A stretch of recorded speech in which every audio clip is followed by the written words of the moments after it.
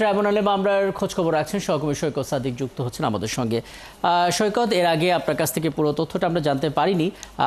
এই পর্যায়ে একটু জানাবেন আসলে যে সাক্ষ্য গ্রহণ চলছে চাংখারপুলে, সেখানে 3 জনের সাক্ষ্য গ্রহণের কথা আমরা জানতে পারছি, সংখ্যাটা বেড়েছে কিনা এবং কি চলছে আসলে এখন আদালত পাড়ায়।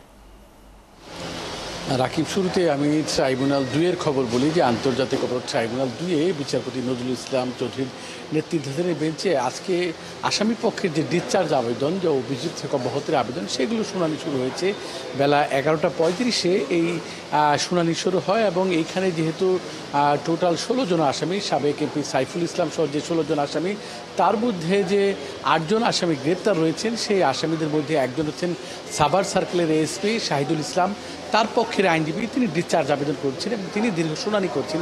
তিনি আজকে ডিসচার্জ আবেদনের পাশাপাশি আরও 2টি আবেদন দিয়েছেন যে তিনি ওই সময়কে আর তার যে মোবাইল জব্দ করেছিলেন সেই মোবাইল তালিকার কজ লিস্ট দেখার জন্য একটা আবেদন করেছিলেন এবং তার গানম্যানের যে অস্ত্র জমা দিয়েছিলেন সাভার ক্যান্টনমেন্টে, তিনি আবার জয়েন করেছেন কাজে, সেই বিষয়ে একটা আবেদন দিয়েছেন। তবে ডিসচার্জ যে আবেদন, সেখানে তিনি তুলে ধরছেন কীভাবে তার বিরুদ্ধে যে অভিযোগগুলো আনা হয়েছে, তিনি ঊর্ধ্বতন কর্তৃপক্ষের নির্দেশনা বাস্তবায়ন করছেন।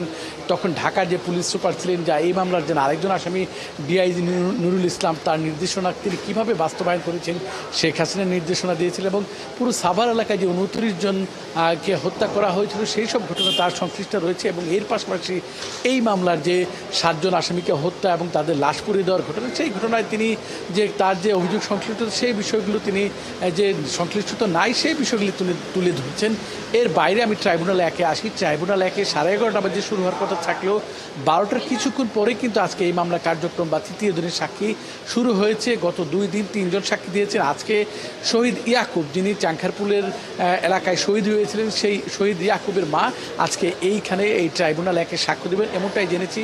এবং শহীদ ইয়াকুবের পক্ষে তার আরেকজন চাচা এবং ইসমাউল যে আছেন, তার পক্ষে একজন ভাই, মোট 3 জন সাক্ষী আজকে এই ট্রাইব্যুনাল 1-এ সাক্ষী দেবেন। কিছুক্ষণ আগে সাক্ষ্য শুরু হয়েছে। সব মিলিয়ে রাকিব, এখন পর্যন্ত আমার কাছে যে এই হচ্ছে তথ্য, 2টি ট্রাইব্যুনালে মামলার কার্যক্রম শুরু হয়েছে। জি, এবং ট্রাইব্যুনাল 2 আশুলিয়া, ট্রাইব্যুনাল 1-এ চাংখারপুলের মামলাটা নিয়ে কাজ চলছে। অনেক ধন্যবাদ।